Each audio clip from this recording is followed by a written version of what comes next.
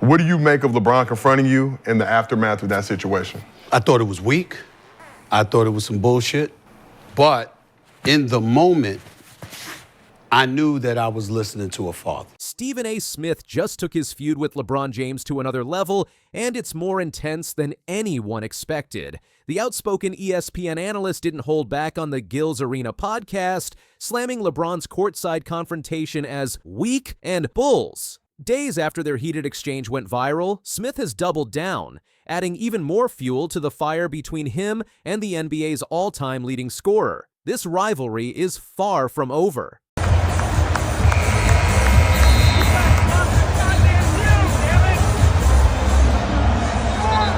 What started as a small, tense moment at Crypto.com Arena has turned into a huge argument in the sports world. At first, Smith seemed calm when reacting to what happened, but now he's speaking out strongly against how LeBron James acted during the Lakers game against the New York Knicks last Thursday. Before I get any further, let me just put to bed a couple of things that have been reported that are false. I thought it was weak. I thought it was some bull, Smith declared bluntly during his podcast appearance, dramatically shifting from his more restrained initial reaction. But in the moment, I knew that I was listening to a father. This stark characterization represents a significant escalation in Smith's public stance toward the NBA legend. I thought it was some bullshit, but in the moment, I knew that I was listening to a father. Here's what happened. I'm represented by William Morris Endeavor. The founder of William Morris Endeavor, Ari Emanuel, had courtside seats right next to the Lakers bench. Smith provided details about the unexpected confrontation, explaining how the situation unfolded. Smith said, "Apparently LeBron had walked out at the timeout, and I turn around and he's right here in my face." He said, "Yo, you gotta stop talkings about my son. You gotta stop fucking with my son. That's my son. That's my son." The timing of Smith's intensified criticism comes after additional footage emerged showing James discussing the incident with ESPN analyst Richard Jefferson.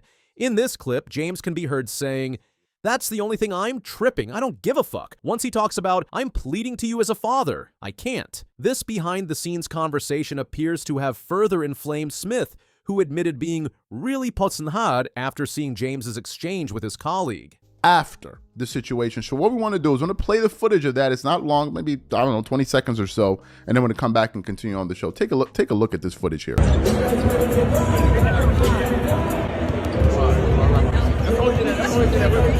Smith forcefully refuted James's characterization of his comments, insisting they were directed at the Lakers star himself rather than his son Bronny, who is currently in his rookie NBA season. "It wasn't about your son. I know he's number 55. I know he got work to do. I believe that he's got the potential, and by the way, I'm rooting for him. I ain't rooting against nobody. But I was talking about your You did this," Smith exclaimed with increasing intensity. I know he got work to do. Woo. I believe that he got potential. Yeah. I believe that he got the potential to go pro. I truly believe that. It's going to be tough, but I think he could pull it off. And by the way, I'm rooting for him. I ain't rooting against nobody. The First Take host specifically criticized James's approach to the confrontation, suggesting the basketball icon should have handled the situation privately. Rather than come up to me at courtside, all you had to do was say, "Yo, I need to see you after the game."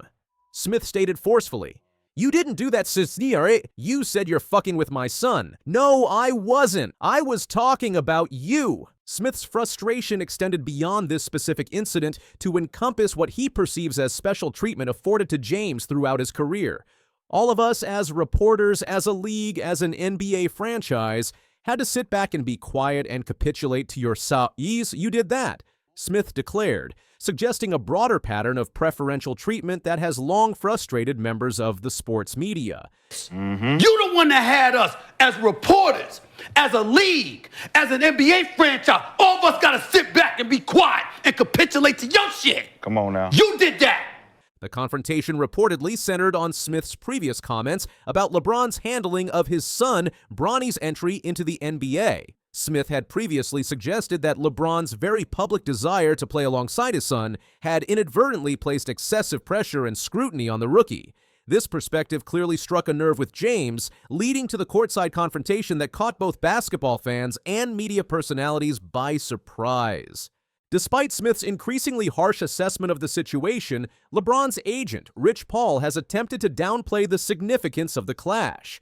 During an appearance on the Pat McAfee show, Paul stated, "I didn't think it was much. But, as adults, you try to handle things the best way possible, so I was glad they were able to move on." He acknowledged the challenge sports personalities face with media criticism, noting that, as much as they critique, sometimes it can be felt as if it's a little bit more than that. Let's see what Rich Paul said.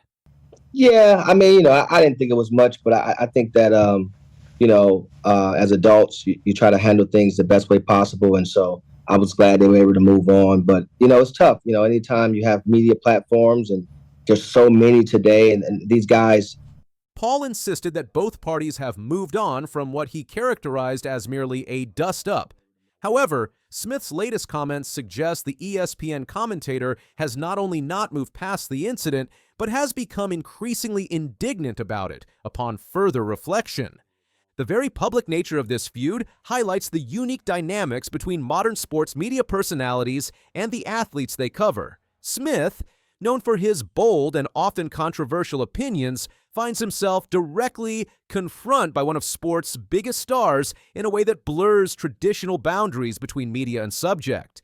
The resulting tension provides a rare glimpse into the genuine emotions that can simmer beneath the surface of professional relationships in the sports world. This escalating conflict comes at a particularly sensitive time for James, who is not only navigating the Lakers' push toward the playoffs, but also dealing with the added complexity of his son's rookie season in the NBA. The unprecedented father-son dynamic has created unique challenges both on and off the court for the James family. For Smith, this confrontation represents the latest in a career filled with high-profile disputes with major sports figures. His willingness to directly challenge James, arguably the most powerful player in NBA history, reinforces his reputation for fearless commentary regardless of potential consequences to relationships with the athletes he covers. As video of both the original confrontation and Smith's subsequent comments continues to circulate widely across social media platforms, basketball fans find themselves witnessing an extraordinary clash between two of the most recognizable figures in sports. The raw emotion displayed by both men reveals the personal stakes involved when media criticism intersects with family matters for professional athletes. This is happening right when the Lakers are trying hard to make the playoffs, which could be a big distraction for them. LeBron James is usually very good at staying focused, even when there's drama in the media. But now, people are wondering if this personal issue will affect how he plays in these important games. The conflict also raises broader questions about the boundaries between sports journalism and personal criticism, particularly when family members become part of the narrative. Smith has defended his right to comment on James's decision to publicly campaign for his son to join him in the NBA, arguing that once such family matters enter the public domain, they become fair game for analysis and critique. As this drama unfolds, fans see more than just basketball. They witness the clash between media scrutiny and personal boundaries in a world of constant coverage and social media. Whether this confrontation marks a permanent fracture in the relationship between Smith and James remains to be seen. What's clear is that Smith, far from backing down, has chosen to escalate his criticism of James's approach to the situation, potentially setting the stage for continued tension between these prominent sports personalities.